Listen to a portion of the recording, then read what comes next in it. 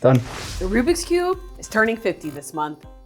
And this is Tommy. He's a world champion cuber. We're gonna talk to him a little more in a bit. I'm Larry. I'm Kelsey. And I'm Tommy. And this is First Top News. We've got a little bit of a running theme throughout today's show. In honor of the Rubik's Cube milestone, we'll not only be talking to a world champion cuber, but we're also taking part in our own very mini cubing competition. So it makes sense the question of the day would be about the cube, don't you think? Oh, I absolutely do. Our question is, who developed the Rubik's Cube? Was it a scientist, an architect, or a 12-year-old kid? We'll tell you all about it in a bit, but first, let's get into some news. Southern Brazil is having its worst flooding in 80 years. It's happening in and around the state of Rio Grande do Sul, which borders Uruguay and Argentina. It started last week when heavy rainfall destroyed towns, highways, and bridges.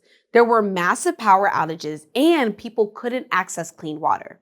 This is an airport where the runway is completely underwater. Brazil's rainy season is typically around December to April, but this rain has been extreme, and unfortunately, it's not over yet. There's still more rain in the forecast, which means water levels could continue to rise. Many people have died and hundreds of thousands have lost their homes to the floods. But there's good news. A lot of people have also been rescued. Boat crews and helicopters have been able to save people from their homes.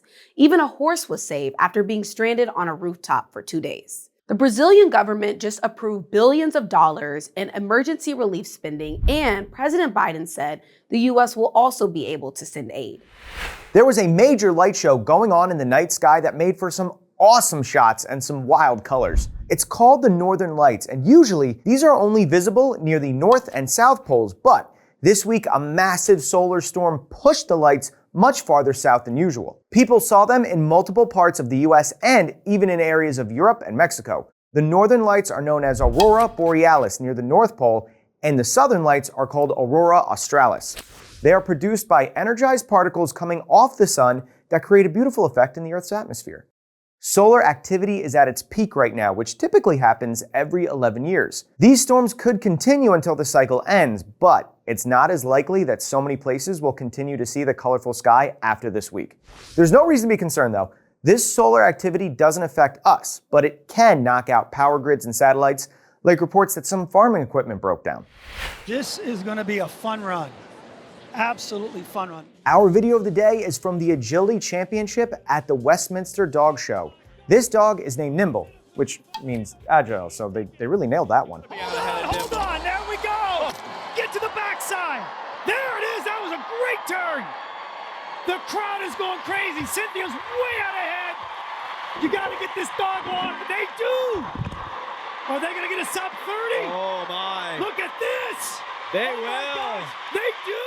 This 6-year-old from Maryland won the competition with a time of 28.76 seconds. Nimble is the first All-American dog to win, so she's not a purebred, she's a mixed breed.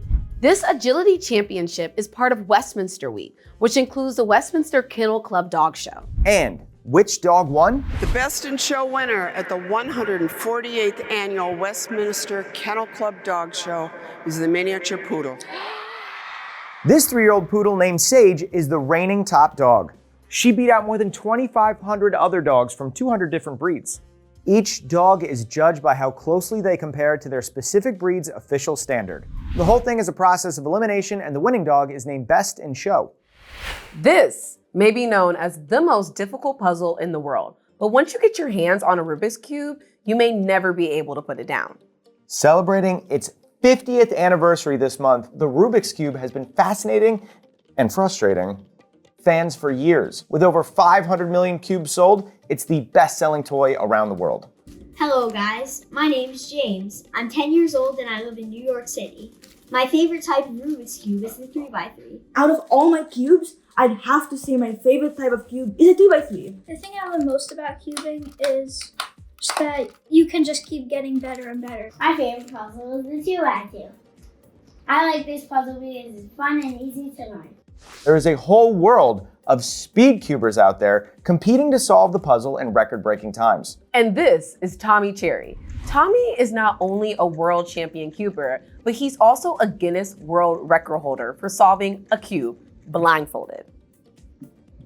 So tell us a little bit about your background with the cube. When did you first find one? How did you fall in love with it? When I was 10 years old, I saw a video tutorial my friend made on YouTube for how to do the 2x2 Rubik's Cube. I was really intrigued and kind of went down this rabbit hole. It took me about a month to actually figure it out. Once I learned, I was pretty hooked and striving to get faster and faster, and that's kind of how it's been ever since then. How many cubes do you have? Over time, I've probably owned like 400 or 500 total. I mean, I like all of them, but I think my favorite event to do in competitions is 3x3 blindfolded. It's just the one that I've always found the most fun and just the one I'm most naturally adept at. So what is your actual world record? Currently, I hold the world record for Rubik's Cube blindfolded single and average. My best for a single solve is 12.00 seconds, which is the current world record. And my best for an average of 3 different solves in blindfolded is known as the mean. The mean of 3 is 14.15 seconds, which is also currently a world record. Tell me about the process of doing it blindfolded and non-blindfolded. When solving it normally without a blindfold, you're kind of focusing on certain areas of the cube. But the thing about blindfolded is that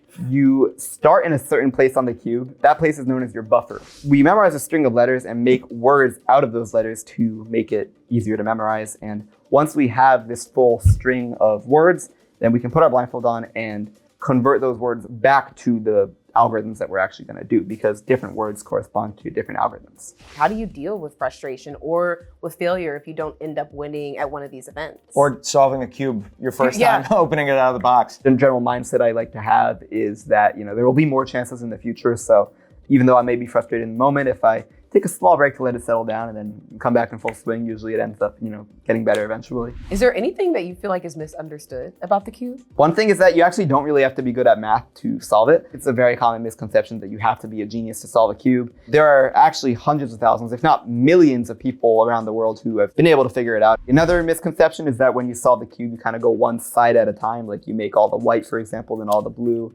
But that's not quite how it works. You have to account for the positions of the pieces. What has cubing really taught you about yourself? It's kind of just like really taught me to push my limits, and it's allowed me to realize I can do a lot more things than I may have thought I was capable of a long time ago. Tommy, thank you so much. And later on, Tommy is going to show us a thing or two about cubing.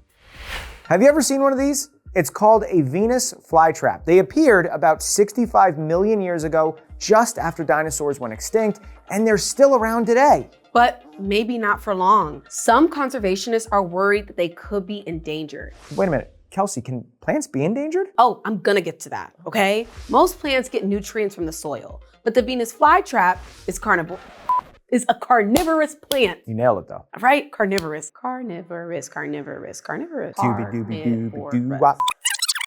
Most plants get nutrients from soil, but the Venus flytrap is a carnivorous plant. It actually thrives in places where the soil isn't great. Instead, they get their nutrients by tricking insects into landing onto them and then eating those insects. They only grow naturally in one place in the US, the wetlands of North and South Carolina. A lot of that same land is being developed into vacation spots or even golf courses, which means the Venus flytrap population is starting to dwindle. Back in 2020, the plant was listed as vulnerable, but the US government rejected the idea of listing it as officially endangered. Conservationists are warning that the development of the wetlands is ruining their habitat, so over time, something will need to be done or they're gonna go extinct. In just a minute, we're going to enter into our own Rubik's Cube competition with Tommy Cherry. Do you think we have a chance? I do, I really do. I've been stretching, I've been cracking my fingers. Okay. Well, I'm not sure. But first, we want to know who developed the Rubik's Cube. Oh, was it a scientist? Or maybe an architect? Or a 12-year-old kid? The correct answer? An architect. A Hungarian architecture professor, Erno Rubik, created the prototype in 1974 and used it to teach his students about three-dimensional spaces. In 1980, it got its official name, the Rubik's Cube, and history was made. Today, there are cubing competitions all over the world with this toy. It has over 43 quintillion possibilities. That's a lot. It's definitely more than I can count. So, that being said, I'm ready to compete. Are you? I said it once, and I'll say it again. I'm not really sure. So we thought it'd be fun to have our very own first Rubik's Cube competition on set together. And we made this table look official as possible, thanks to Tommy. So, y'all ready for it? I'm ready. So I've scrambled Tommy's, you've scrambled Kelsey's, and Kelsey has scrambled mine. I'll use this timer and put my hands on it when we're ready to start so that we can treat it just like a real competition. First, we get a few seconds to inspect the puzzle and just plan out the first thing we're gonna do. All right, 3, 2, 1, go.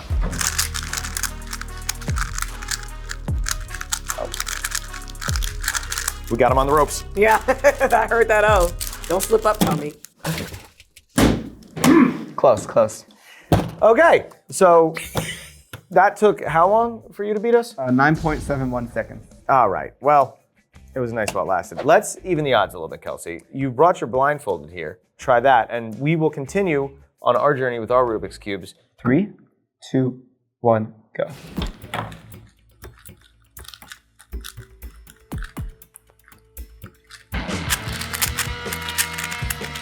Oh, I don't like the sound of that. I don't like the sound of that either. I used to think this was, relaxing. Now Yeah. it's making me nervous. Wait, we're... Yeah, it's 14.10 seconds. And these are our Rubik's Cubes. Congratulations, Tommy. Thanks. There is some green news about our planet. According to new data, last year 30% of the world's electricity was made from renewable energy. This is a big deal because it's a new record. So what does this mean? Renewable energy comes from natural sources like wind and sunlight. It's often referred to as clean energy. This kind of energy is constantly replenished because it's all around us. Fossil fuels, on the other hand, are non-renewable resources like coal, oil, and gas. These sources take hundreds of millions of years to form. When fossil fuels are burned to produce energy, they release greenhouse gases like carbon dioxide. And the emissions from these greenhouse gases trap heat in the atmosphere, which causes global warming and climate change. According to Ember, which is a climate and energy research institute, solar was the fastest growing source of electricity in 2023. The institute predicted that there will be more demand for clean energy in the next decade. So, we want to know, We do. do you use renewable energy like solar power in your home? What's been your experience with renewable energy? Let us know through shooting us an email to hi@firststopnews.com. Well, Kelsey, it's been a whole show, and I still haven't solved this thing yet. Larry, me and you will be here for another 50 years. But we will also be here next week, and we hope to see you on First Stop News. Thanks for coming. You think Tommy would have helped us out a little bit, at least giving us one with a hack? Yeah, he charges for his sessions. Yeah.